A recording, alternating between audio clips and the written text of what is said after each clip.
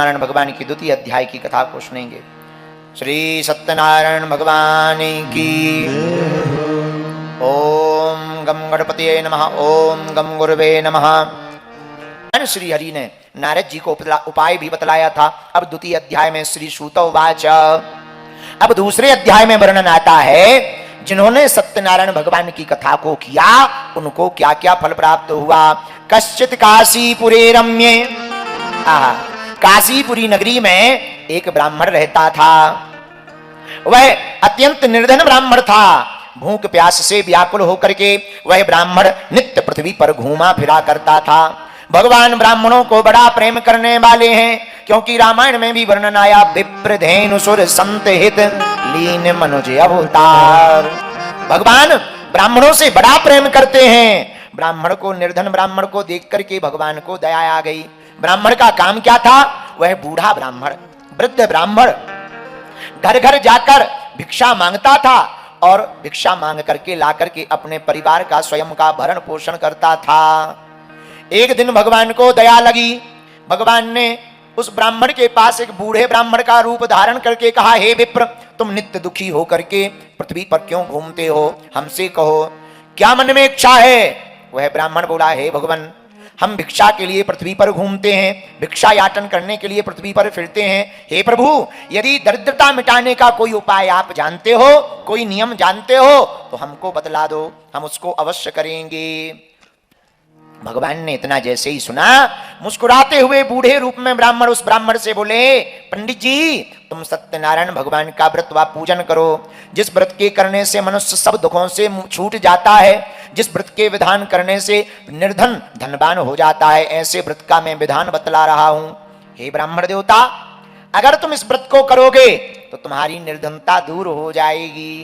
बूढ़ा ब्राह्मण, वह ब्राह्मण देवता हाथ जोड़कर कहने लगे, भगवान विधि बतलाइए। भगवान ने सत्यनारायण भगवान की विधि बतलाई, जो कल हमने आपको बतलाई थी। शाम के समय कथा को करना चाहिए, व्रत रखना चाहिए और बंधु बांधवों को बुलाकर साठी का चूर्ण ना हो तो गेहूं का चूर्ण, गेहूं के अभाव में साठी का चूर्ण, शक्कर, गुड़, केले का फल आदि सब सामग्री को रख करके बंधु बांधवों को बुलाकर, ब्राह्मणों को बुलाकर इस व्रत को करना चाहिए। ब्राह्मण देवता को उपाय बतलाया। भगवान उपाय बतलाकर अंतर ध्यान हो गए। उसके बाद जब अंतर ध्यान हुए तो वह ब्राह्मण अपने घर को गया। ब्राह्मण रात्रि काल में उसको नींद नहीं आई। हमको उपाय तो कह दिया कि व्रत को करो, व्रत को करने से निर्धन धनवान हो जाता है, पर हमारे घर पर तो फूटी चवन्नी नहीं है, फूटी कौड़ी नहीं है, हम कहां से इस व्रत को करेंगे? पर प्रातः काल उस ब्राह्मण ने उठकर संकल्प लिया। देखो संकल्प में कितना बल होता है। संकल्प लिया कि आज ब्राह्मण ने विचार किया, आज भिक्षा में हमें जो भी धन मिलेगा उस धन से हम सत्यनारायण भगवान की कथा को करवाएंगे। ऐसा मन में प्रण ले लिया ब्राह्मण देवता ने। प्रण लेकर के भिक्षा याचन के लिए गए, भिक्षा मांगने के लिए गए। भगवान की बड़ी कृपा हुई। उस दिन उनको 4 गुना भिक्षा में धन प्राप्त हुआ। ब्राह्मण देवता भगवान को धन्यवाद कहने लगे, जय हो प्रभु, आज ही हमने संकल्प लिया था, आज ही आपने हमारी सुन ली। खूब संपदा प्राप्त हुई। जैसे ही बहुत संपदा प्राप्त हुई, तुरंत ब्राह्मण देवता अपने घर को आए, बंधु बांधवों को बुलाया, ब्राह्मणों को बुलाया, भक्ति पूर्वक सभी सामग्री को एकत्रित करके सायंकाल के समय ब्राह्मण देवता ने सत्यनारायण भगवान का व्रत किया। भगवान से प्रार्थना की, हे प्रभु, अगर हम पर कृपा होगी तो हम हर महीने आपकी व्रत कथा, सत्यनारायण की कथा को करवाएंगे, सत्यनारायण भगवान के व्रत को करेंगे। भगवान भक्ति भाव पूर्वक इस व्रत के करने से प्रसन्न हो गए और खूब आशीर्वाद भगवान ने दिया। वह ब्राह्मण उस व्रत के प्रभाव से सभी दुखों से छूट गया एवं खूब धनवान हो गया। ब्राह्मण बड़ा प्रसन्न हुआ। उस दिन के बाद वह ब्राह्मण प्रत्येक महीने सत्यनारायण भगवान के व्रत को करने लगा। ऐसे सत्यनारायण का व्रत जो करेगा वह पापों से छूटकर दुर्लभ मोक्ष को प्राप्त होगा।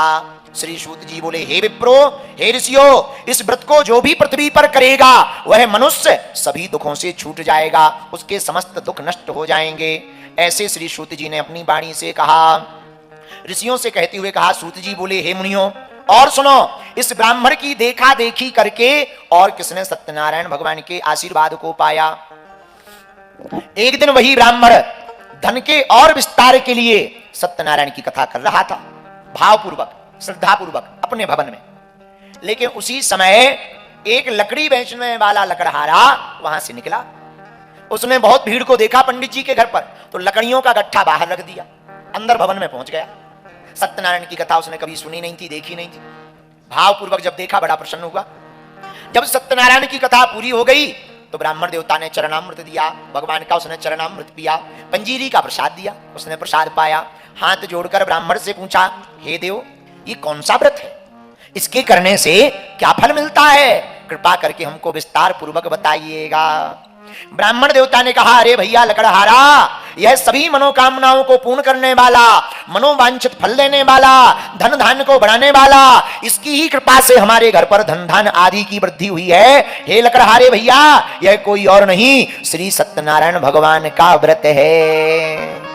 लकड़हारा बड़ा प्रसन्न हुआ, महाराज, जब तुम्हारे धन धान बढ़ गया, पहले तुम्हारी भी स्थिति हमारी जैसी थी, अब बढ़िया हो गई, अब हमारी स्थिति गड़बड़ है।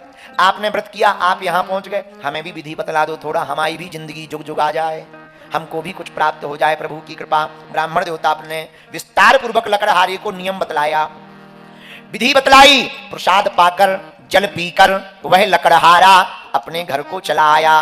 पर मन ही मन में चिंतन करता हुआ आया कि आज ग्राम में लकड़ी बेचने से जो भी धन मिलेगा, उससे मैं सत्यनारायण भगवान के उत्तम व्रत को करूंगा।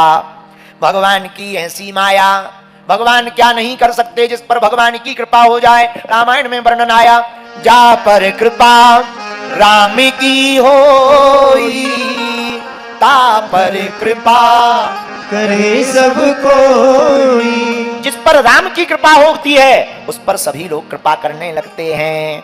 लकड़हारे ने कहा, हे प्रभु, अगर हमारी लकड़ी बेचने से बढ़िया धन मिलेगा तो हम सत्यनारायण भगवान के व्रत को करवाएंगे। भगवान की कृपा से जो लकड़ियों का गट्ठा अपने सिर पर रख कर के ले जा रहा था, प्रभु की ऐसी कृपा हुई कि वह लकड़ियां चंदन की बन गईं। तो पहले के दिनों में काष्ठ मूल्यम च द्विगुणम प्राप्तवान सौ, उसको दुगना धन प्राप्त हुआ लकड़ियों का, इतना आज तक नहीं मिला। उसने कहा बढ़िया उपाय है, सोचने और संकल्प करने मात्र से 2 गुना धन मिल गया। वाह! उसने तुरंत लकड़ियों को बेचकर, धन से सामग्री खरीदकर, ऐसे सुंदर नगर में जैसे ही उसने लकड़ियों को बेचा, हृदय प्रसन्न करते हुए केले का फल, शक्कर, घी, दूध, गेहूं का आटा, इसके अभाव में साथ में 1.25 सेर इकट्ठा किया। सब सामग्री को एकत्रित करके आनंद के साथ अपने घर आया, भाइयों को बुलाया, बंधुओं को बुलाया, भूदेव ब्राह्मणों को बुलाया। सायंकाल समय उस लकड़हारे ने सत्यनारायण भगवान के व्रत को करना प्रारंभ कर दिया।